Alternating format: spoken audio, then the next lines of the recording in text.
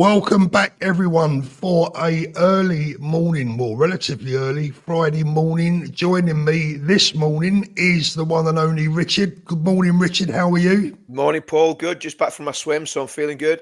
You've been out. Where have you been swimming this morning? In the sea again? In the sea, mate. Yeah, in the sea. Unbelievable. We're a hardy lot, us Northerners, you know. Oh, gee, I tell you what, mate, you can't even get me in a swimming pool this weather. What is it? 28 degrees now, Paul. It's cooled down a bit. Do you know, it's about 27 today. Yeah, it's cooled down a bit. Yeah. Yeah, it's 9 degrees here, mate. Good afternoon, good morning. It's afternoon here, but good morning to everyone back in the UK. We'll just give it a couple of minutes, Richard, for everyone to join in before we get the show on the road. And boy, oh boy, what a show we've got for you this morning. Thank you so much to Richard for joining me. He is also live. He is also live on his channels, which are Richard Inman and Kelso. No, we're on Counter Media, and what I want everyone to do, everyone that watches me, if you're watching me normally on the Richard Inman channel, dive across to Counter Media and subscribe to Counter Media. It doesn't cost anything, but it just helps us massively because obviously we've got those channels monetized. The Richard Inman channel, even though it's got loads of subscribers, I don't get a bean from it. So if you want to help me out, dive across to Counter Media and subscribe to that one. I'm also on Twitter as well. So if you're watching on Twitter and you don't know me on YouTube, get across to Counter Media and subscribe to that. It'd be really, really appreciated. Thank you very much for everyone joining us this morning. I really appreciate it. We've got a big show this morning. Normally I do these as videos rather than shows, but been having a bit of a problem, Richard. I've just released a little short and a video on TikTok as well that YouTube are hiding my regular videos. The lives are doing fine, but my regular videos are bombing at the moment because the notifications just aren't going out. They're not being received. People aren't seeing that I'm live, that I've uploaded a video. So if you are already a subscriber to my channel, I think the best thing you can do is maybe unsubscribe and resubscribe, or at least make sure you hit the notification bell. Something very much is not right at the moment, but we'll continue to do our best. The other thing, Paul, is with that, I mean, even though it's a bit of a pain, if you've got channels, if you like my channel, if you like Paul's channel, just check on our, save the channels in your favorites and just check on our channels when you go on every day. And because we're posting all the time. So if you're not seeing stuff on a daily basis, that means, the sneaky beakies or whoever's, trying to squash our message of peace, harmony and love, basically, are doing a number on us. And I think that's what's happening, Paul, to be honest with you. John is asking, are you having us lot on this morning, or is it just yourself and Richard? Well, we'll see how it goes. We will see how it goes. We've got a lot of videos to get through. That's good, Lynn. Unfortunately, you are in a very big minority at the moment. So let's get into it. Let's get started. As I say, welcome back, everyone, and good morning. And as the nation mourns yet another Islamic terrorist attack on our streets, as our Jewish community walk those same streets in fear every single day of their lives, and believe me, they are walking those streets in fear. The message from the unholy alliance of the hard left, the communists, the pro-Palestine terrorist supporters was made very, very clear again last night, I'm afraid. Let's have a little look. And today and this morning, the videos have been, they've been pouring in.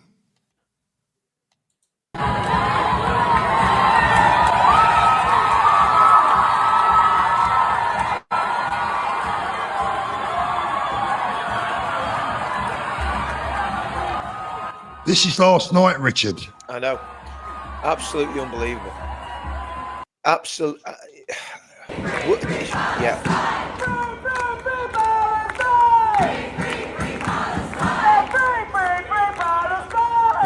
Can I just stop? Can you just stop that a second, Paul?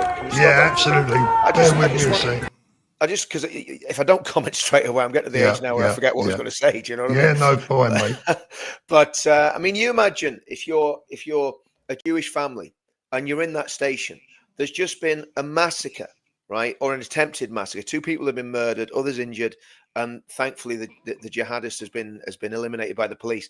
And you're a Jewish family going home, and you've got your kids with you, and you're quite obviously Jewish, and you happen to walk into that station, whatever station it is. I know there was trouble at Euston Station. I'm not sure which one that is. And you walk into that mob of scumbags that have no compassion. And look, we kind of expect it from the ones who have a predisposition to jihad, right? But there's a lot of white English middle class people there chanting about free Palestine. And free Palestine means kill all the Jews in Israel. That's what it's code for. Let's just get it right. We know what it means, right? Let's stop all this word gymnastics and hiding behind, oh well, jihad doesn't really mean kill the infidel. No, yet it does. Yes, it does. And the guy that was called jihad did a jihad yesterday. But you imagine if you were a Jewish family, Paul, and you've got your kids there, and you're quite obviously, maybe it's by the school uniform, whatever, you're obviously identifiable as a Jewish family. The terror. And you said it yesterday, Paul, and you're absolutely bang on right. This is like 1930s Germany all over again. All over again. I'm ashamed, not of myself and not of our movement and not of the Patriots, but I'm ashamed of my government. I'm ashamed of the media. I'm ashamed of the BBC and Sky News and all this nonsense that they've been spouting. Well, do you know what? BBC, Keir Starmer, Labour Party, Corbyn, all of those people who've spent their lives supporting the jihad in Israel, there's blood on your hands. I was going to say they need to wash their hands this morning. Well, they can't wash their hands. They'll never be able to wash the blood out of their hands. Exactly. And whilst all decent, sane people mourn the death of those innocents, these animals celebrated. They celebrated with their masks. They celebrated with their Palestinian flags, their drums and their stupid songs. They openly celebrated their hatred for the West and their pure hatred for every single Jewish person on this planet. Meanwhile, our police services are instructed quite clearly to treat them with kid gloves for fear of what might happen. 1 second.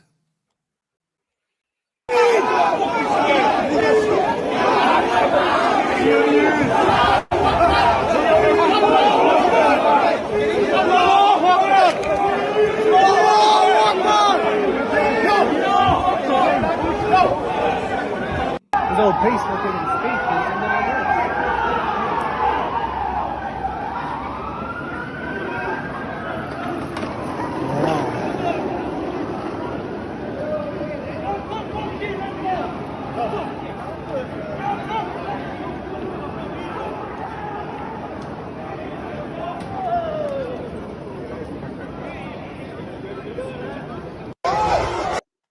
This is Shabana Mahmood's religion of peace that we're looking at right there. And of course, this has all been going on whilst our police officers have been busy handcuffing children, yes, children, who dare to make a noise or wave the Union Jack.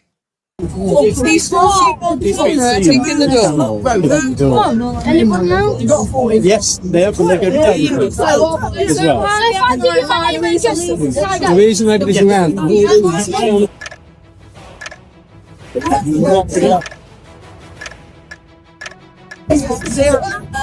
Some kind of He's 11.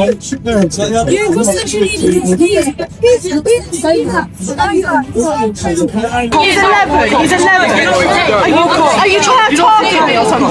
You need to go home. You take my children and go home. Is that what you want? Yeah. So you're going to target my children, yeah? I'm not targeting Yeah, you are.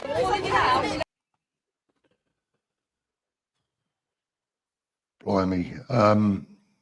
And we've got teachers in our schools who have been recorded. You heard the recording the other night, brainwashing our children whilst admitting to attending hard left demonstrations themselves. You've all seen that video, whilst other children are sent home from school merely for wearing a Union Jack dress, for being proud of their history and their culture. Richard, we are in a mess. We're in a terrible mess, Paul, and you know it focuses my mind on what needs to be done and what we need. And as we've said, and I've said this since I started doing activism, and I always look through the prism of the troubles in Northern Ireland that never got as bad as they could have done. They didn't get as bad as they could have done because of the excellent work of the intelligence services, the police, the British Army, and the special forces that were deployed against the terrorists. Right. That's why there was peace in Northern Ireland. It was nothing to do with Blair and his surrender process. It was to do with a strategic defeat of the IRA by the security forces. But putting all that aside, things could have been a lot worse in Northern Ireland than they were. And believe you me, they were bad enough. It was not a pleasant. That's not the right word. There was a constant tension and a constant fear of attack from all sides, by all sides, right? Now, here's the thing, Paul. What we're looking at in the UK, and this is where it gets very, very alarming. That man that carried out that attack yesterday was not on the radar. He was what you call a clean skin. He'd never been arrested for terrorism. He'd never been obviously in those circles, those obvious circles, and he managed to slip right under the radar and carry out that attack. Now, how many more jihads are there? You know, this guy, and here's another thing. This guy came to our country when he was a child. He was obviously educated in the UK. He had all the benefits of being a British citizen, probably had a British passport, right? Oh, Richard, let me just stop you there. Apparently, he does have a British passport, but the BBC described him this morning as a British man of Syrian descent. Incredible. Incredible. A British man of Syrian descent. No, he was a Syrian man with a British passport. Absolutely. And when that man carried out that attack yesterday, he forfeited his right to life, which thankfully the police took. And I say thankfully, not because I'm vindictive or because I want revenge, but because this is what people have got to understand, right? About military action by the state and about action by the police that ends in a death. Invariably, the action that the police have taken that takes someone's life or the special forces have taken prevents a far greater death toll happening. And that's what happened yesterday. And that's why I'm glad that that man was eliminated by the police, because no doubt there were children in that synagogue. There were innocent people, like there was 2 innocent men killed on the gate. And if it wasn't for the bravery of the Jewish security guys in that synagogue school, whatever it was, that what happened yesterday would have been far worse. And if it wasn't for the speed of reaction of those police, it could have been far worse. But you know what worries me, Paul? I'm going to say something here. This is going to be a bit controversial. When the police shot that man, right? Obviously, he was wearing some sort of vest, and I think this is because of the way that the police have been dragged through the courts over controversial shootings. And obviously, we don't trigger happy cops running around the country shooting everybody. But I want to make this point about the way he was eliminated. Right? They'd shot him. He wasn't dead. He was still a threat, and he still had what appeared to be a vest, some sort of, and he looked like he was trying to trigger it. And like you said yesterday, was it a hoax or was it a viable device that was just badly put together? Either way, it doesn't matter. But the point is, he was making movements. He could have had another weapon. He could have had a firearm on him. We don't know. So, to me, when you're in a situation like that, and I think this is a very, very good point, Richard. A very good point. It's a vital point. When you shoot someone, if you use lethal force, people talk about a shoot to kill policy. Every time you pull that trigger, you are shooting to kill. You know, you're shooting to eliminate the threat. And they hadn't eliminated the threat. And thankfully, they did eliminate the threat. So are you saying there should have been a second shot, Richard? Yes, absolutely. Well, I mean, obviously, we don't know about the first shots, because I don't know how many times he was shot initially. We know he was on the ground. I'm guessing he'd already been shot when the so maybe that was the second shot that we saw. Well, that was maybe the third or fourth shot. We don't know how many times he'd been hit, but the point is he was still alive. Yeah. And just from Northern Ireland days, when the special forces took on an IRA ASU, they had to make sure that they eliminated the threat. In other words, when you've got heavily armed terrorists, you've got to make sure that they cannot kill anybody else. That is the priority, saving life. Yeah. And I thought Ant Middleton said it very well when he was on Liam Tuff's podcast, and he quoted from the Bible. He says, instead of being overcome by evil, overcome evil with good. So he said when he was going in and obviously doing whatever he did, and we'll not go into what he did, that's obviously he doesn't go into detail about what he exactly did, but he was the first man through the door. We know that. So when he was doing what he was doing it to save life. And I think this is a really important point. In any sort of conflict, if you're a genuine representative, peace-loving democracy, if you're deploying lethal force, invariably it's against people that are going to take innocent life. So it is totally justifiable, and it is totally right to do that, because you know yourself, you'll get the pearl-clutching, bleeding heart liberals, probably crying about, oh, well, the police shot an unarmed man. No, he wasn't an unarmed man. Nobody knew what a threat he was, and the only way you can stop that threat is by eliminating. The other thing is, and this is purely a practical point, the fact that he is no longer alive means that he can never be a threat again. Jihad will never do a jihad again. Yeah, he's done his jihad, it's over. 1 second, Richard. I just want to address my TikTok followers, guys. I am live over at YouTube. We're showing videos. We're talking to Richard Inman. If you want to hear what Richard's got to say, if you want to see the videos I'm playing, unfortunately, you'll have to join us live over at YouTube. I'm going to close down TikTok right now because people are getting frustrated that they can't hear Richard. So if you want to continue with the show, join us live over at YouTube. Thanks for watching there live on TikTok. I really appreciate that. Richard, how much of a danger are these useful idiots out on the streets right now, showing us their way of mourning? That was the headline of today's video, their way of mourning.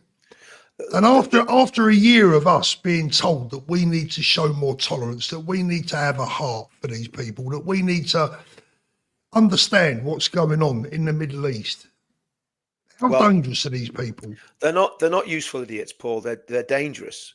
I think that the days of, I mean, I was listening to the BBC radio this morning, and there was some guy sounding like he's from Belfast. I'm sure he probably couldn't even pinpoint Gaza on a map. But he was waffling on about genocide and this and that and the other. And I think there is a huge amount of culpability.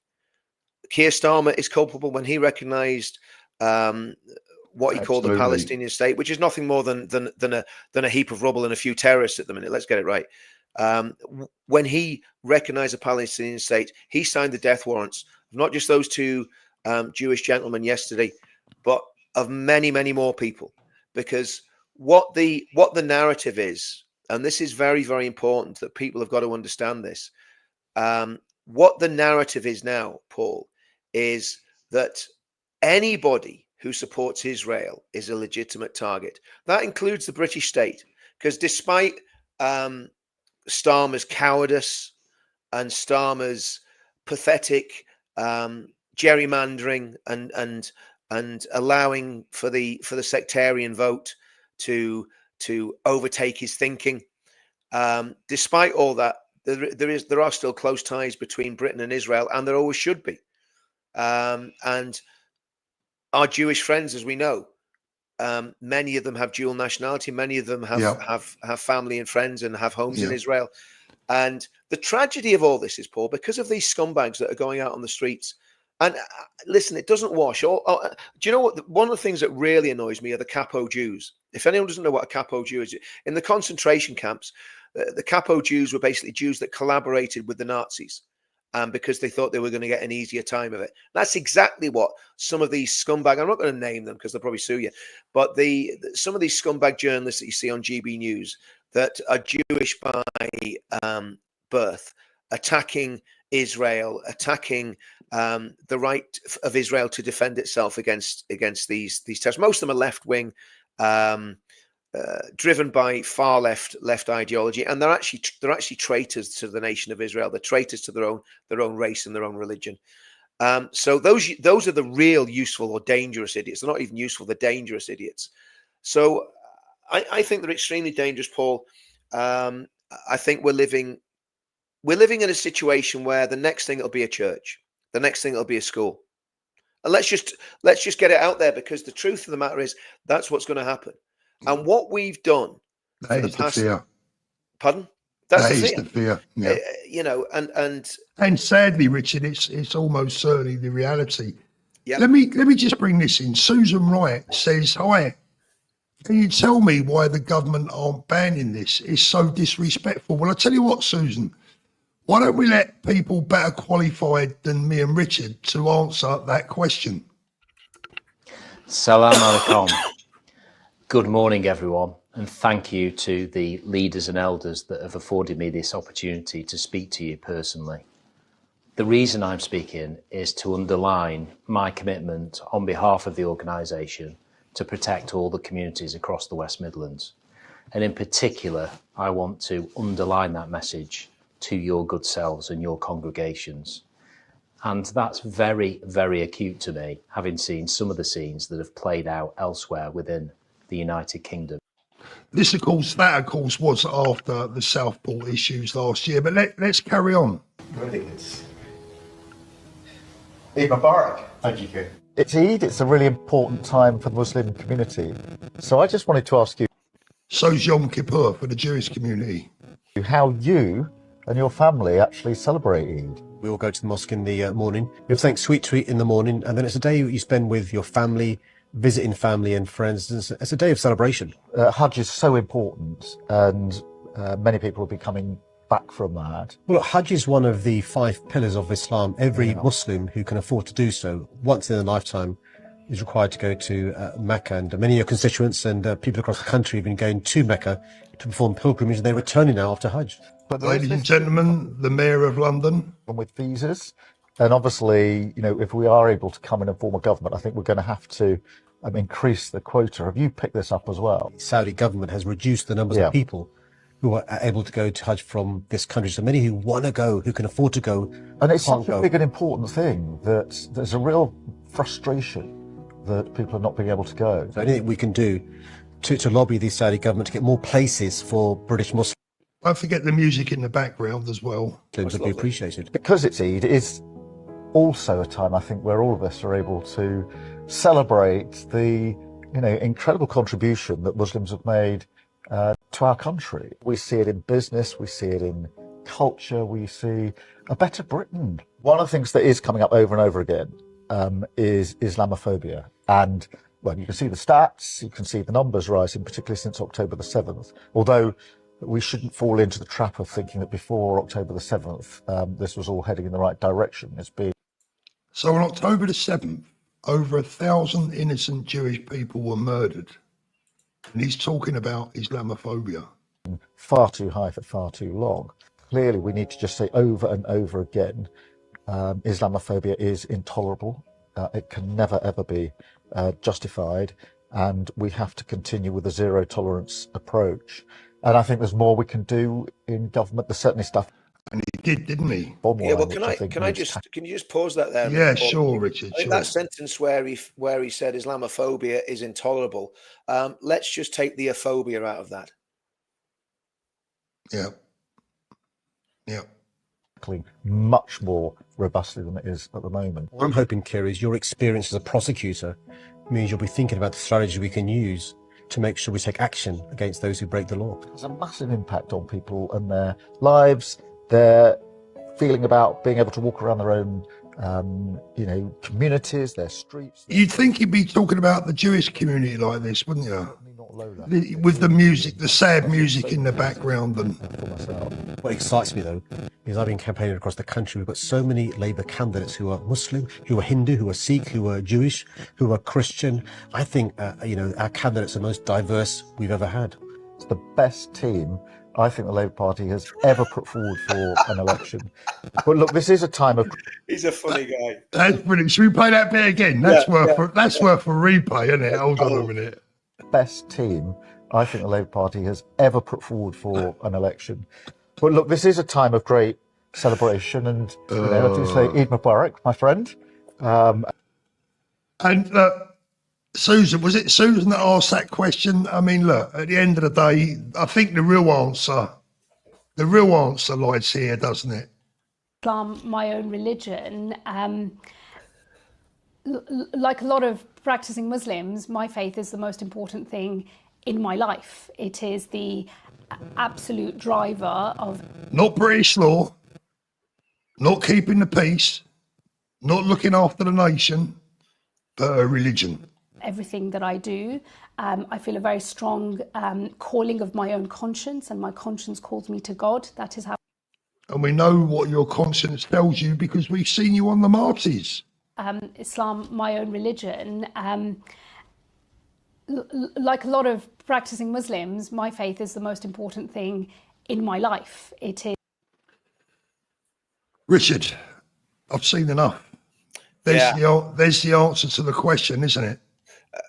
I mean, the question is, Paul, I mean, it really is. I mean, I don't know if you saw Ben's video yesterday. Ben did a video basically not going into a great deal of detail about this, but saying, look, we need massive change in the country politically.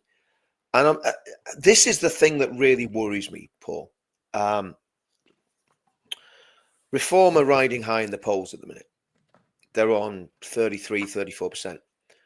Reform is being massively influenced by Islamic thinking, without a shadow of a doubt. And I'm not saying for a minute that Zia Yusuf is an extremist or anything like that. I'm not saying that. But here's what we do know, right? Can't hear you, Paul. You're muted, mate. You're muted. You're muted. Sorry about that. To be fair, Richard, let's be clear about Zia Yusuf. He's not a bad guy, right? No, that's what I'm saying. That's what I'm saying. That's what I'm saying. He's not. I mean, he's not some sort of radical Islamist. He's not. No. But the problem is that Farage has not backtracked from one statement that he made. I think it was on Winston Marshall or one of the interviews. It could have been the interview he did with the guy from GB News, where he said, "We can't beat Islam. It's going to take over anyway. We've got just get used to it. Just suck it up." Basically, that's pretty much what I mean. I'm paraphrasing, but we've all seen the little clip. Now, that's not acceptable, Paul, and I'll tell you why it's not acceptable. Because when I get bored saying this. I really get bored saying this. We all know that not every single Muslim in the country is a radical, but Paul, you're muted again, mate. Just so you know. But we know from the Henry Jackson polling last year, which was very, very precise in the questioning. You muted again. Very precise in the questioning.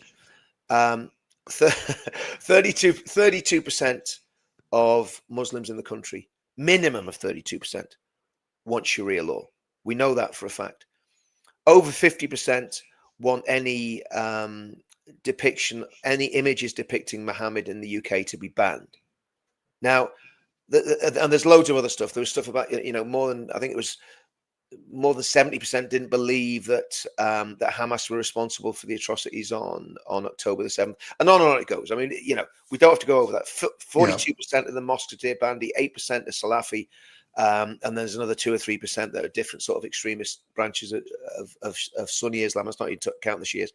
So the truth of the matter is to keep saying, oh well, most Muslims aren't like this or like that. That's probably true. The majority, maybe 60%, don't want Sharia law.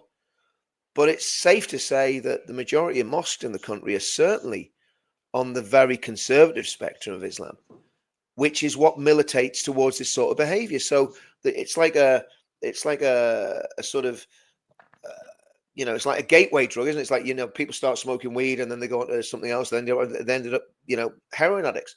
It's that sort of sliding scale. So what do we do? What do we do when over 50% of the mosques in the UK are what we would call extremists? What do you do? The problem, Richard, here's the problem that I've got, and I've not said this before. I'm gonna reveal something today that is upsetting for me and very worrying as well. Yeah. I'll be careful how I say this. Yeah. because I don't want this to be about bashing you know, backing Yeah. the Muslim people. I don't want it to be about. It's never about the but people, Paul. It's about the it's not- ideology. exactly. But here's the deal, Richard, and this is what's really starting to eat away at me. When I was in the watch business, Yeah. I had dozens and dozens and dozens of good friends who are Muslim. Yeah. They come from all over the Middle East, from all over the world. Yeah. And these were some of my closest friends. Yeah. I ate with them, I socialised with them, we travelled abroad together, we had a wonderful time together. Since I've started talking about what I talk about, not a single one of them has called me or messaged me. Yeah. Not one. Yeah. There has been no solidarity. There has been no understanding. There has been no messages of, Paul, we love you, brother, like they used to say to me, we love you like a brother, you know, you're such a good guy. But not one of them has found it in their hearts to message me and say, Paul, you know what? We may not agree on politics and what's going on in Palestine, etc., but you're still our brother. You know, we still love you. Yeah. You know, let's meet up. Let's have a beer. Let's have a, you know, let's have a coffee, whatever. Not a single one of them, Richard. Well, this is the thing. This is the thing, Paul. If I could, Paul, if I can go through this, this was polling. Now, the Henry Jackson Society is a right-wing think tank, but it's very well respected. The polling was carried out by a well-respected polling organisation. I'm just going to go through some of the headlines from this one, the 8th of April, 2024. So I would imagine the polling hasn't really changed that much. So that what I'm saying, I'm not pulling the figures out of my head because sometimes you can get things wrong with memory. But let's just go through this very quickly. And this is from Henry Jackson. Says this, almost half of British Muslims say Jews have too much power over UK government policy, with similar numbers thinking the same for US foreign policy. Then it says, British Muslims are more likely to have a positive than a negative view of Hamas, which is a prescribed terrorist organization in the UK, as we know. Nearly half of British Muslims would back the removal of an MP if they took a different stance to them on the Israel-Palestine issue. 52% of Muslims polled want to make it illegal to show a picture of the Prophet Muhammad in the UK. I'm sure if you said, if you put change the wording of that question and said, what about if somebody insults Muhammad? What happens to them? You know, 32% of British Muslims favour the implementation of Sharia law, and the same number, the declaration of Islam as the national religion of the UK. And this is the worrying thing, Paul. This is the worrying thing. Extreme views were generally more likely to be found in the youngest age cohort of 18 to 34 and among graduates of all ages as opposed to non-graduates. And then it says, and British-born rather than foreign-born Muslims. So the British-born Muslims are more radical than the foreign-born Muslims. Yeah.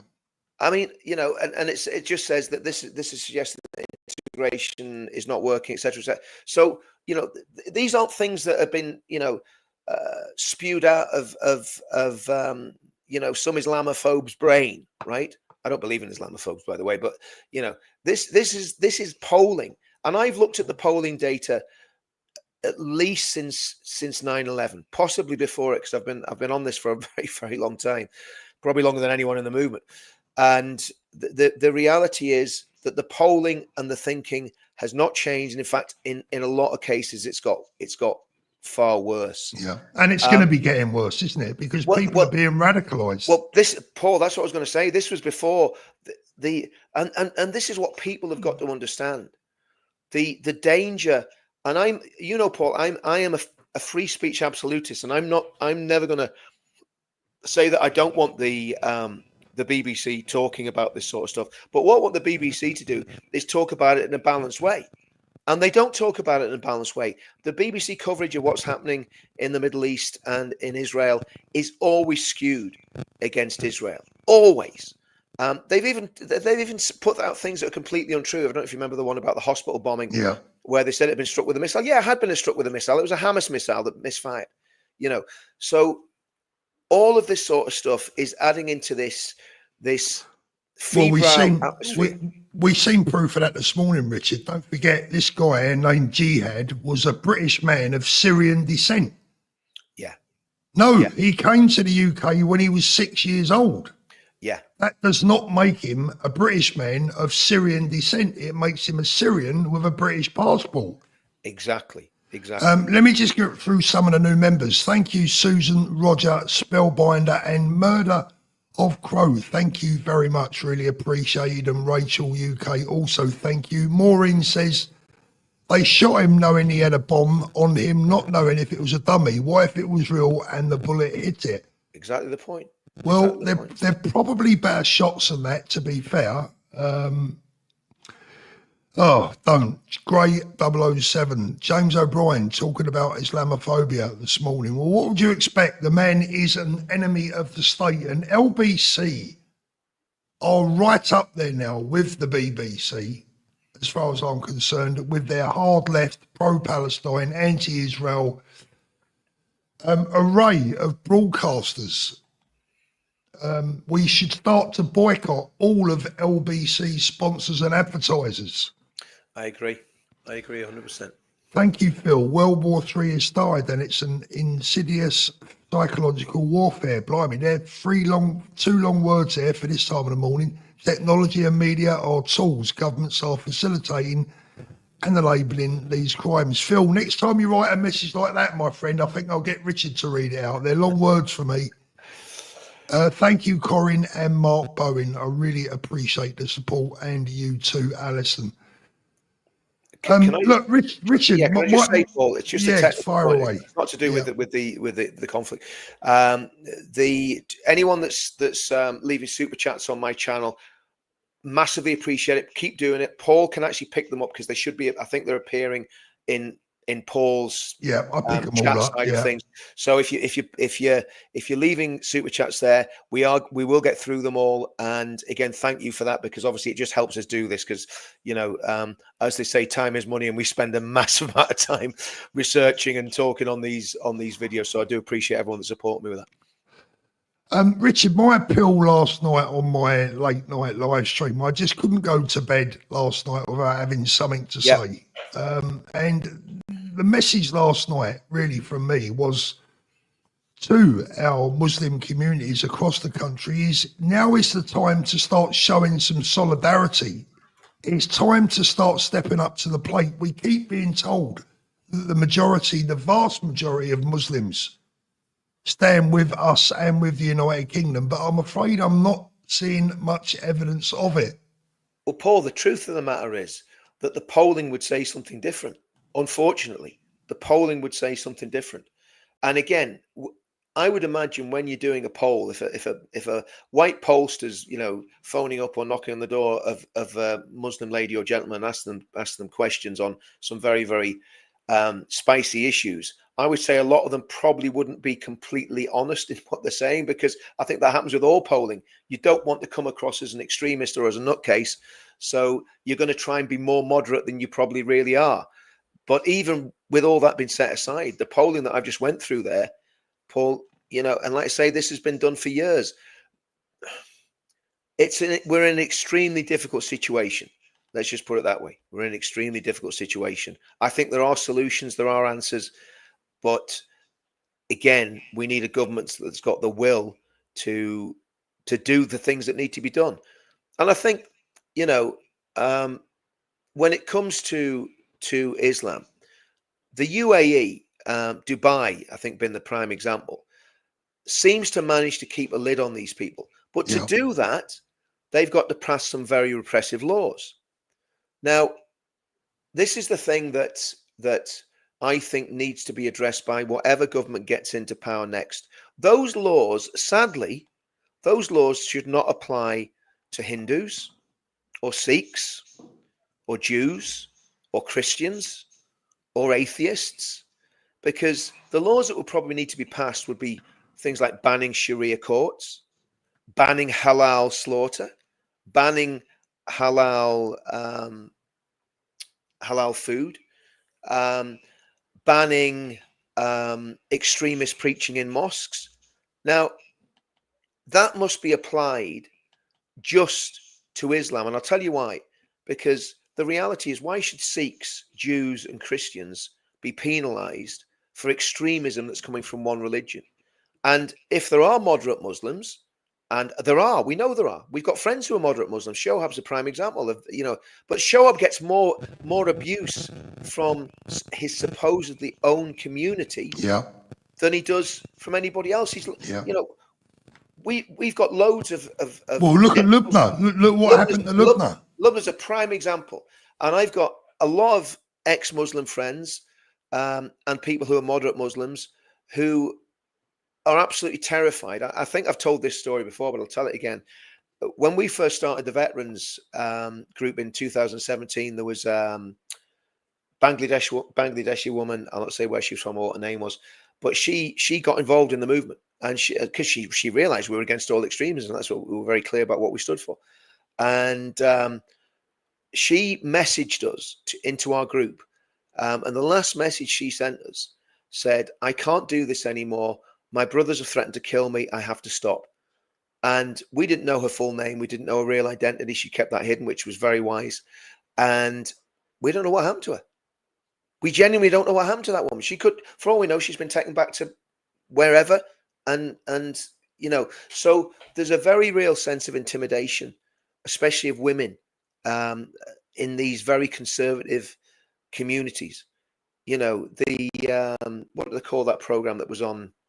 Long-running program on Channel 4 where the women were being oppressed. It was set in America, but that's the situation that Muslim women are facing throughout the Middle East. But also, in the tragedy of this is that there are Muslim women getting killed in honor killings in the UK, and it's not just the old one here and there. It's happened on a number of occasions. So to me, if parts of that religion are incompatible with a Western liberal democracy, I don't even like the word liberal democracy, a Western democracy and a Christian country, then,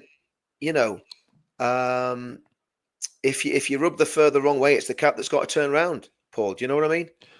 I've got a big question for you in a minute, Richard. It's a big question, and it's a very difficult one to ask because I want to make this very clear.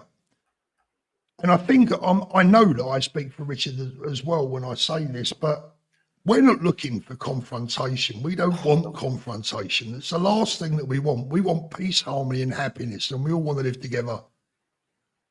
And as I said last night, send our kids to school so they can get on and socialise and grow up in a happy UK. That's what we want. The problem is that they seem to be bringing it to us. Yeah. They are putting it on us every day of the week now. They're putting it on us. There's no other way of describing it. So the big question is, Richard, right across Europe and further into places like Australia, New Zealand, Canada, possibly the United States, but is it getting to the point now where these countries have got to make a definitive choice as to what their future is going to look like?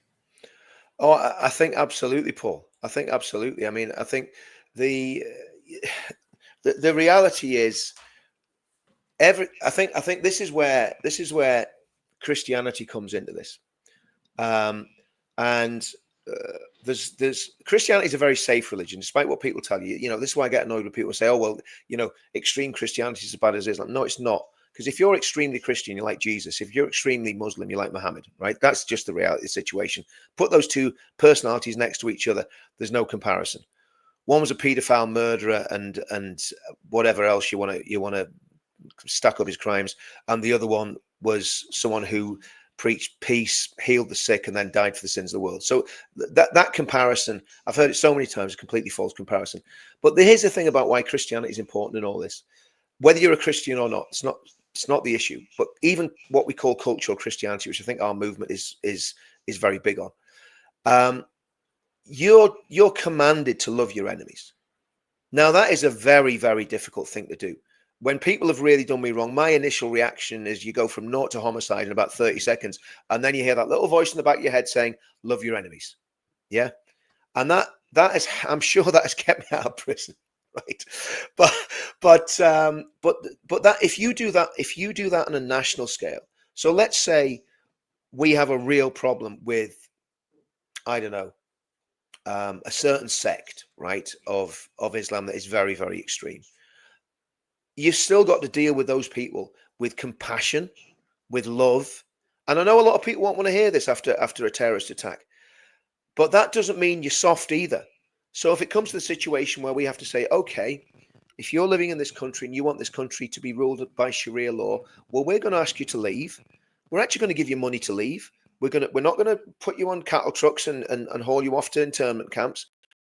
We're going to do this in a very compassionate and Christian way, but we are going to ask you to leave this country if you're trying to turn this country into Mogadishu, Afghanistan, or even Pakistan. Because we don't want that, Paul. We don't want Bradford to become a cold and damp version of the Hindu Kush or of Kashmir.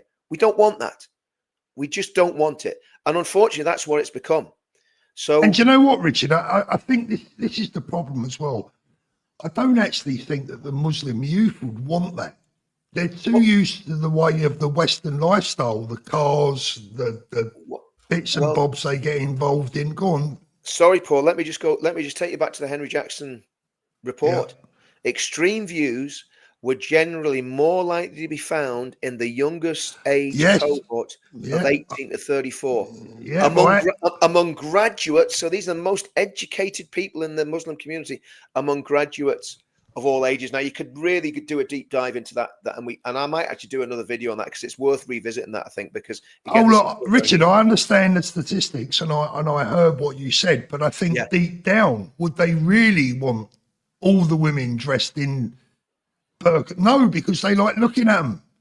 Well, and that's why we've got, I mean, you know, well, I mean, look, we'll maybe agree to differ on that, but I mean, I think you've got to go with the stats, not what we feel, not what we think. It's what, you know, facts don't care about our feelings or our emotions. It's what the reality is. And again, that cuts both ways. So we've got to go, okay, we've got to be very calm about this, but we do need a plan of dealing with radical, fundamentalist Islam, which, I mean, Ben Habib, look, Ben's father was Muslim. He's born in Pakistan. He's half Pakistani. If you remember when we wrote the pledge, Ben was absolutely adamant that we had the words fundamentalist Islam inserted into the pledge, because I think we were kind of talking just vaguely about extremism. Ben says, no, fundamentalism's the problem. So Ben gets it. And I think he's a Christian, though. To make it clear to everyone, Ben is a Christian. Well, yes, you're baptized. Yeah, he is. Oh, absolutely. But the thing is, he understands Pakistani culture because he grew up in it, Paul. He also grew up seeing what happened when a country changed from a fairly tolerant Anglophile country, which it obviously was because of the empire, and that's another story. You know, if you've ever been to parts of Africa that have turned into absolute hellholes when the Brits have pulled out, you will find the elders who saw the transition from empire to dictatorship and to civil war said we were far better off under the British Empire. I know that's a whole other story. But Richard, you know what? I see a great tweet yesterday from someone that said, well, if we take Shabana Mahmood at her word, if you can just go to any country you like in the world and become so if I can just come to Spain and suddenly become Spanish, well then Pablo. When the British went to places like India, well, when they arrived, they automatically became Indian. Pablo El Thorpo. Geordie Hunter, thank you, Geordie Hunter. Labour wants multiculturalism, but it's impossible with the ingredients, very much so. Especially when he protects the one community that needs to be called out the most. Well, look, Geordie, I agree, and I think one of the reasons that they do this, and Richard may not agree with this, but I believe one of the reasons that radical Islam is treated with such kid gloves is because the security services are scared shitless of them. Totally. Scared shitless. Absolutely. You see, the problem that we've got is, Paul, we don't know what's going on in the deep state. And when I'm talking about the deep state, there's a podcast that Harrison Pitt did with Michael Gove. And Michael Gove talks about the deep state, and he says it's MI6, MI5, the security services, that sort of. But there's something bigger than that. And I'm not getting conspiratorial. But what happens is they did it with Northern Ireland with a peace process. An agenda is set. And once that agenda has been set, it doesn't really matter what the government is. It's going to take a huge amount of effort to push back in the opposite direction. This is why Brexit was so controversial, because the deep state had set everything up for us to just become a little province of the European empire, right? And these people, I think, are traitors, to be honest with you. They're saying they're doing it for the common good. Now, the reason I mentioned that, Tommy Robinson did a video with Dan Wootton. And there's one thing that I picked up, because we all know Tommy's story. We've heard it 1,000 times. But there's one thing that I picked up out of that interview with Dan Wootton that I hadn't heard before. And it was when Tommy, with an intermediary from the Church of England, surprise, surprise, I think it was the Bishop of Pontefract, set up a meeting between Dear Bandy leaders and Tommy and other leaders of the EDL, right? So they sat down, they had a face-to-face, and I think Tommy said it was a bit of a waste of time because obviously it was an impossible, you couldn't square the circle. But this was the thing that really made my ears prick up. And I haven't spoken to Tommy about this, and I actually need to speak to him. I'd love to get him on an interview and drill down to what exactly was said here and if I understood this right. But what Tommy said, that the bishop said, who was in touch with the security services as an intermediary, the bishop said the security services told him the Dear Bandy were the future of the UK. Wow. Now, I want you to think about that. Now, did he mean... And this is where I need to drill down and find out exactly what Tommy was told. And it'd be great if anyone, else was in on that conversation, because I'd love to know exactly what was said. Because obviously, I'm not just relying on Tommy's memory. Is like it's like relying on my memory. None of our memories are perfect. But if that's the case, then that's extremely chilling, Paul. The future of the UK, and it's on Dan Wootton's interview. The future of the UK is Dear Bandy. That's what the Bishop of Pontefract told Tommy. Did they mean the future of Islam in the UK is Dear Bandy? Because even if they meant that, that's massively problematic. Because the Dear Bandy are the Dear Bandy madrasas were providing the foot soldiers for the Taliban from the war against the Russians onwards, right? So yeah, I mean, I think there's some very deep stuff that needs to be looked at, and to me, that's unacceptable. And is that why Farage said we can't win this? Paul, Farage is a deep state man. Farage is not what he seems. We know that. He's part of the establishment. He's part of the Uni Party. And if you look at the direction of travel since 9/11 has been to placate and to accommodate and to treat like the spoiled little child. Anytime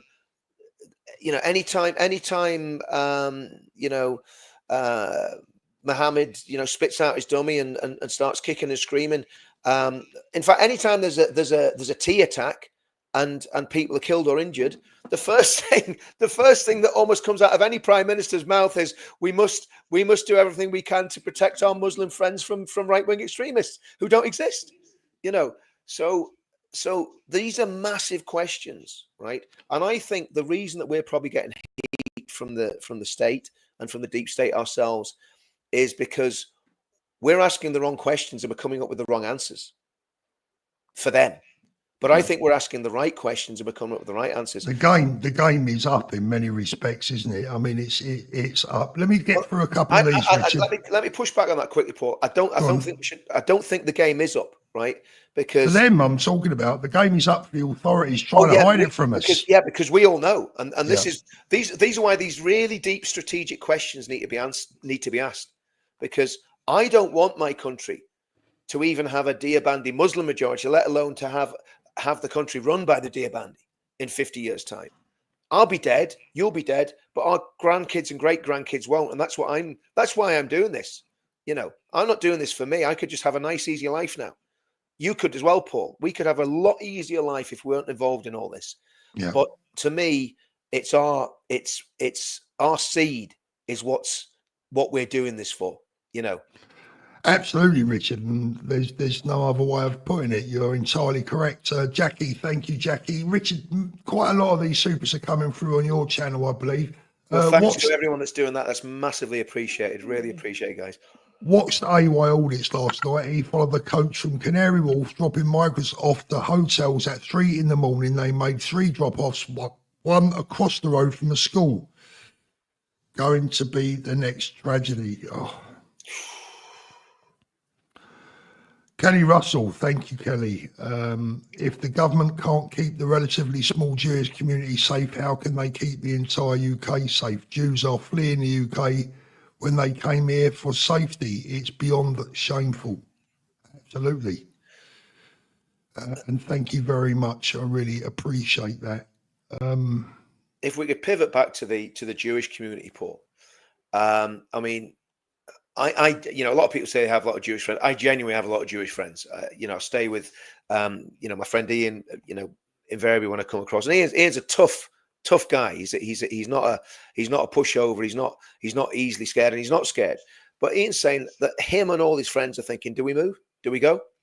You know, I was talking to another of my Jewish friends, Harvey, and he was saying, look, if it gets bad, you know, I'm off to Israel. And he said, anyway, he says, Richard, you can come to Israel with us. I can become. Richard, I spoke to about half a dozen of my Jewish friends, funnily enough, who do still call me, unlike my Muslim friends that I was very, very close with. And it upsets me greatly because you know what?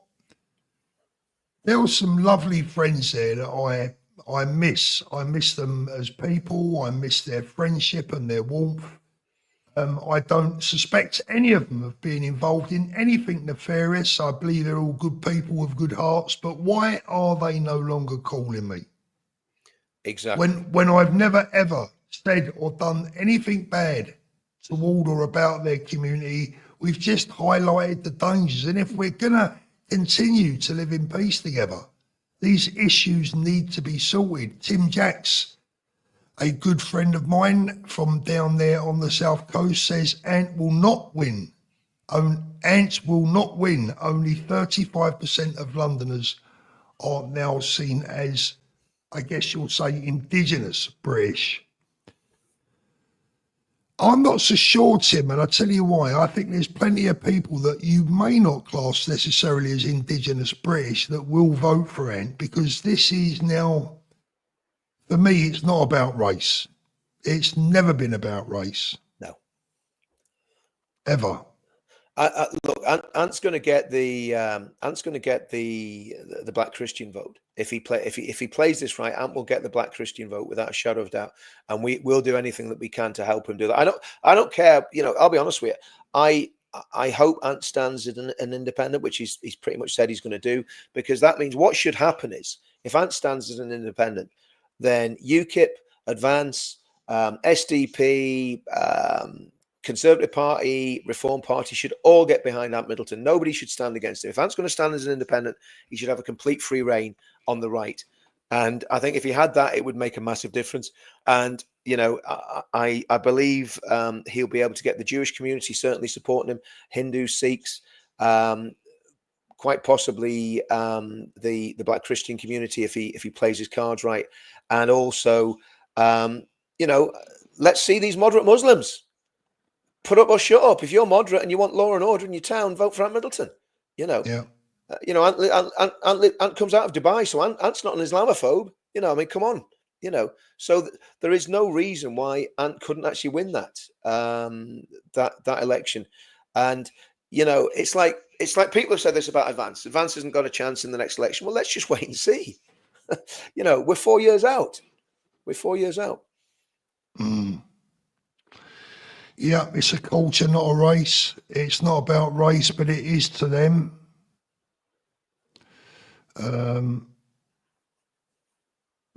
Richard, you know, I just get the feeling, obviously I'm not at home and I haven't been now for the best part of 6 months, but I get the feeling that the atmosphere, everyone that speaks to me from back home, and obviously I speak to people every day back home, it's hard to describe the way that people are feeling right now. You could call it anger, frustration. You could call it fear, dread, depression. All of these things are all words that are mentioned to me when I speak to people back at home.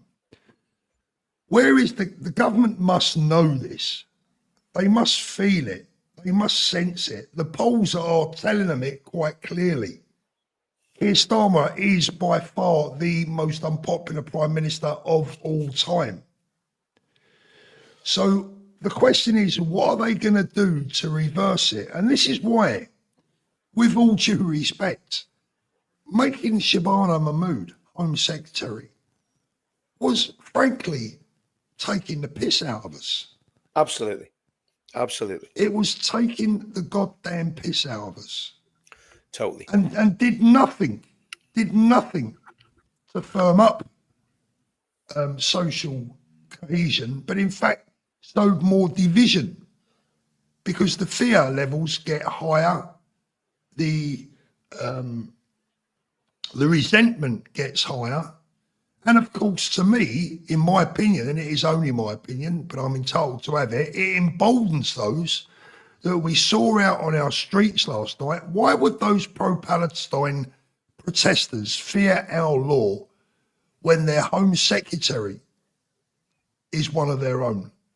Well, absolutely. And I mean, it's not just that, Paul. If you look at the way they attack the police, you know, pushing through that police line at the where the vehicle's been put across the road, the police were totally unprepared for that. Now, you look at the way the police were tooled up for our demonstration. To be fair, like I don't have a lot of complaints about the Met public order policing of our demonstration. You know, I know there are some complaints about all sorts of things about that demonstration, but normally by ignorant people who don't have a clue what was going on. You know, I know exactly what was going on.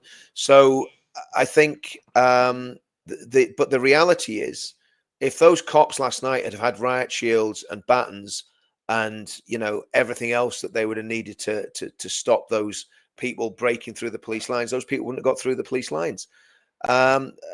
I just think it's very sinister. On the day when there's been a genocidal attempt at murder and 2 murders actually carried out and 3 people in hospital in serious conditions, that these people thought it was okay to go out on the streets and justify it. And I've heard them on the radio this morning justifying it. Yeah. I heard the leader of the Green Party justifying. I mean, what the hell has happened to the Green Party? Yeah. The Green Party used to be vegetable rights and peace. Now it's vegetable rights and Hamas. It's absolutely unbelievable. I mean, I don't know, Paul. You know, where do we go from here with all this stuff? I think we've got to double down on what we're doing, because it's very easy to get dragged off course. You know, it's very easy to say, well, they're doing demos, we're going to do counter demos to all their demos. And there's a certain amount of logic in that. I get all that. But all that's going to do is basically fill prison cells, right? As we know, and it's going to get people nicked. I mean, when we went there on 10th of November, the Armistice Day one, and you know, it was the right thing to do, have a show of force. But the problem is a whole lot of people went to prison because of that. You know, little message on screen for you there, Richard, if you have a read of that, mate. Richard, ask Paul why I'm on a timeout, please. I said nothing to. Oh, you shouldn't be, mate. Sorry, mate. Hang on. I don't have access to the stream. I don't think here. Let me have a look. But just while you deal with that, Richard, I've got to say this. I actually don't know how to deal with it on my whatchamacallit. Do you know what, mate? I genuinely don't know what's happened, and I can't change stuff on Paul's chat. So I don't know if Thank you, Tony. Well, he's obviously not timed out on my one. No. Well, I can't do it. I'm not sure what's happened because I can't. Black Rifle model works. The law doesn't work anymore. The country needs a strong leader and strong men to enforce martial law to sort out this mess once and for all. And thank you for the super. There's no more today, guys. Thank you. No more supers today because we will be wrapping it up shortly. But Richard, look, frankly, just getting back to that thing with Farty Pants, you're not in timeout as far as I can see. on my channel. So I honestly don't know what's going on there unless YouTube's done something to you. I definitely haven't, mate. So Richard, I am frankly sick and tired of the whole goddamn thing, and our people, our followers, the people across the country, they have to have some legal, decent way of fighting back. We cannot just continue to do these streams and say, do this, don't do that, do this, don't do that. We have to give them something to do in a way in which they can feel they are making a difference. And I'm going to start by saying that we need a campaign right across social media to start boycotting the advertisers of companies like LBC, of Channel 4. Yeah, We can't do that with the BBC because obviously they don't have advertisers as such. But we can certainly start off with organisations like LBC and Channel 4 and ITV as well, because they're just as bad. And by the way, fancy having Ed Balls as a so-called neutral commentator on their programmes in the morning. So look, we can boycott their advertisers, hit them where it hurts in the pocket. The left play extremely dirty tricks. If someone was to sponsor me on this channel, their business would be finished within 5 minutes, because the left would get onto Google on the review section and made sure that their business was destroyed. Yeah. Now, I'm not suggesting that we do that to these advertisers, because we are not the left. We don't play dirty tricks like that. But we are perfectly entitled to boycott and to even write to the companies that are feeding this narrative into our nation and tell them that we're not happy, we're not going to buy their products, we're not going to listen to their radio stations. I know it's not much, but it's legal, it's decent, it's clean, and it's something that we can all do. Well, I totally agree with that. I think there's a lot we can do. I mean, you know, I don't know if we're going to do our demo tonight, because it's absolutely it's the first storm of the year. It's meant to be at 80-mile-an-hour winds across here in Northern Ireland. But I'll be standing out with an Israel flag at the next events I'm going to, the next demos I'm going to. There is an event on the 5th of November. It's Justin Smith's got in touch with me about it a little while ago, and I think that's one that's definitely worth attending, because it's going to be outside Downing Street. No, sorry, not outside Downing Street, outside Parliament on the 5th of November, and that'll be PMQs. So definitely, there's, you know, I do believe 100% in the right to protest, and so I think would you ban the pro-Palestine marches? No, I wouldn't, now? Paul. I wouldn't. I really wouldn't. I would police them in a lot more robust fashion if there was anyone, people making chants that are genocidal chants, like From the River, which I think From the Rivers to the Sea is direct incitement to kill. We know what it means. We know what it means. You know, and the worst one is globalize the Intifada. That's what happened yesterday. They globalized the Intifada. The Intifada was vehicles driving into Jews in Israel and getting out and stabbing them. That's what the Intifada was. And that's what they were chanting. They were chanting that yesterday evening as well. They were chanting globalize the Intifada. They chanted it the night before the attack, and they chanted it the night of the attack. It's absolutely reprehensible.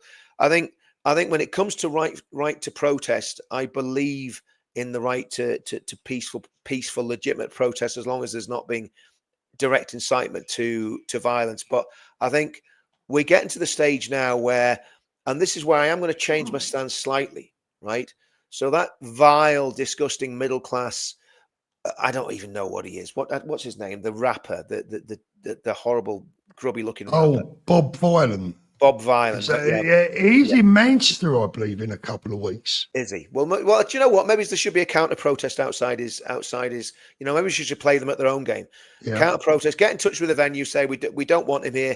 If he's going to be here, we're going to do a counter demo. So that's one for people in Manchester. That's something you lot can do. We'll be doing demos in Belfast over the next few weeks and months, and I think there's going to be a big Palestinian demo in Belfast on the 11th of October. So I think we just need to start countering their demos and countering them in big numbers. But I think when it comes to Bob Vylan, when he's chanting death to the IDF, Well, I think that's incitement. I think it is. I'm sure that's got to have crossed the line of incitement. He's calling on people to kill Jewish people because so many Jewish people in the UK have served in the IDF because they've got dual nationality and they're on the reserves. So, well, Richard, I'm sure if we chanted that something like that on this channel, it would be about 30 seconds before they were knocking our doors. Yeah, imagine if you replaced IDF with the Muslim Council of Britain or something like that. You would have your collar felt without a shadow of a doubt. Let's be fair. People would say, well, the Muslim Council of Great Britain are not an army. But what I would say is, if I was to say that about Hamas. Yeah, well, Hamas are a terrorist organisation. Well, but Richard, they arrested a 40-odd-year-old man the other night in his house at 9:30 at night. Yeah, they're the same thing. Yeah, well, this is the point. I mean, the point, and when it comes to the Muslim Council of Britain, they are not allowed to be in dialogue with the British government because they're deemed to be, a little bit unpalatable. Let's just put it that way. So there's no official dialogue between the Muslim Council of Britain and the British government. So that says all you really need to know, doesn't it? Yeah. It does indeed. Nina Vanava. Good afternoon, Nina, the lovely Nina. Hi, my lovelies. I'm from Cyprus. I'm in Cyprus to get away from it all and noticed it happening here slowly. Wow. Thank you, Nina. Enjoy your lovely break. AY Audits is in the chat again. Good job last night. I see you out and about there. Lots of people talking about that. And AY is it AY the one that got the hassle from Channel 4? Yeah. Well done, AY, and I think you made them look like mugs on that Channel 4 program. So well done, mate. Look, the bottom line is that whether you like these auditors, whether you like what they do, I think they're great. Whether you like them as persons or personalities, you know what? None of it matters. Look, everyone should appreciate that these guys are putting their safety on the line. Are they getting paid? Sure, it's their job. What is wrong with people? If anyone wants to take over their position and if anyone wants to do what AY does and Charlie and whatever else, if they want to do that and put themselves in danger, go do it. Exactly. Look, I mean, and this is the whole thing. I mean, what's happening with all this is, and this is where we've got to be very careful. I was listening to the radio this morning, and they were talking about banning marches, and the excuse they gave was, I think there's going to be one march about. Hi, Mickey. How are you, mate? I just realised who that was. Hi, Mickey. The banning marches because of the lack of police resources in the UK. Now, that's not acceptable. If you can't cover the security if you can't cover the counter-terrorism role, fine, get the military to do it. That's what the military's there for, to help the police if you're lacking in. So I wouldn't have a problem having a soldier outside a church or outside a synagogue to protect it from some nut job that's going to come in with a knife or a bomb strapped to them. Are we heading, Richard? Last question for the day. Do you see a time in the future where we'll see troops on the streets? Oh, well, we've already seen it. I mean, the SES were deployed yesterday. Yeah, they flew in a helicopter. I mean, they're not overtly, and the bomb disposal were there. So that was all. That was straight out of Northern Ireland. I mean, it's. I personally believe what will have to happen. There'll have to be a home guard raised in the UK. I think there'll have to be an armed state. You just want to be Captain Mannering, don't you? I know, I've got you sussed. Mr. Mannering. No, I think who can we have as Captain Mannering? We'll work that one out. I think you'd be Uncle Arthur. Uncle Arthur. Oh dear, oh dear. Danny can be Godfrey. Guys, we'll actually do that one, I think, for the next live. We'll get all the characters of Dad's Army. You think you are kidding, Mr. Starmer? Do you want to finish that one off, Richard? You got quite a good voice there. I'm quite impressed. Have you ever thought about Britain's Got Talent? Listen, I've got loads of talent, mate, but not in singing, unfortunately. I might take some singing lessons. Then I'll be able to sing those songs. I've just got a text message off your wife. She said, "Paul, can you ask Richard what talent is that exactly?" I've told her to stop texting you, Paul. I've told her about that, mate. You know what I mean? She was very excited. She said, "Did you see Paul's live stream last night?" I says, "No." "Oh, it's brilliant. He's done a great job." Richard, make another song. That's from Sheila. Guys, thank you so much for joining us today. Look, at the moment, I am in the middle of... By the way, guys, the song is with the publisher at the minute. The song will be getting published by a record label very, very soon. It's got its own little cover based on the march that we had on the 13th. So it is going to be out very, very soon, and we'll see how it goes. We want it to get at least as high as Ricky's song did. So it needs to be at least number 2 in the download chart. So we'll let everyone know when that happens. Guys, before we go, please don't forget to do all the usual YouTubey stuff, like, share and subscribe and all that nonsense. Now, you can help me out. This is how you can help me out, guys. Because, as I say, the algorithm is playing some very nasty tricks with my videos at the moment. And I'm in the middle at the moment, Richard. I'm not even sure right now whether to even bother making any videos. Just continue with the lives. I mean, my last video, which I can consider to be quite a strong video, it's had 11,000 views. I used to get that in the first hour. Yeah, I've noticed the same with mine. On my, even on my channel with 50,000 subs, they're getting 5,000-6,000 views on the videos.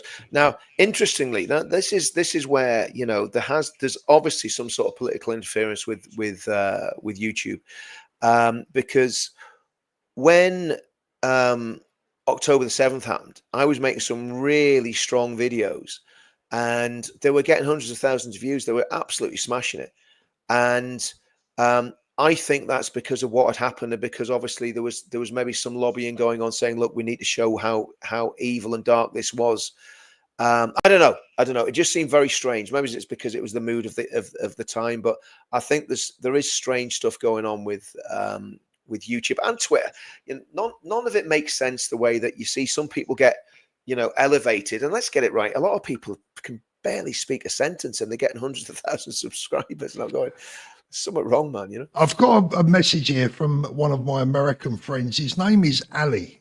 I won't read out his full name. And it just says, "Hey, Paul, catching you and Richard live right now from the airport. Always watch your replays. I'd like to tell you 2 things from my perspective, bearing in mind my name might suggest I know a little bit about Islam and Islamists. I encourage you to consider not using the phrase radical Islam, because it implies there is a moderate or progressive Islam when there is not. What I mean by this is there is no reputable or moderate leadership in Islam. Anything resembling that are considered useful idiots by Islamic leadership, until the time comes when those moderates who are already maligned will be eliminated as well. As the UK goes, so will the US. Right now, it looks like MAGA and MAHA have momentum, but the mind virus of the schools is far too gone. We have to fix it in the UK and in the US at the same time to have hope. Churchill levels of resolve are needed. God bless Paul. God bless the UK. Ali, thank you so much. One of my very good friends from the United States, who I respect immensely. He's a massive patriot and an all-round top guy. Richard, I think we'll call it a day. I was going to say about the videos, if you want to help me with the videos, guys, let the video play all the way through if you can. That always helps the algorithm. And don't forget to check back to see if we've uploaded, or if I've uploaded a video. The same with Richard. Don't forget to subscribe to Richard's channel as well. I am very, very close, guys. Let me tell you before we go, I am currently sitting on 299,771 subscribers. Can you get me to the magical 300,000 figure by the end of Friday before the weekend starts. I'll be really grateful if you could. Richard, final message. Yeah, same as. I mean, it's, you know, it is sort of the boring stuff, but we do need your help on YouTube. I need it. You know, Counter Media is a great channel. I want to grow it. I want to do a lot with it, but we can't do it if we don't have the support. So if you're not subscribed, please subscribe to Counter Media on YouTube. If you just type in Counter Media UK, you'll find it. You'll know it when you get it, 'cause it's got my ugly mug all over it. But yeah, so please do that. Again, we've got to win the social media war. And there's a lot of voices out there that are spreading stuff that's either not true or, and I think when me and Paul come on, we give a very balanced view. If I'm on my own channels, it's a total different kettle of fish. But when me and Paul are on together, we walk the line, because obviously I don't want to get his channel vaporized. You're muted, mate. You're muted, Paul.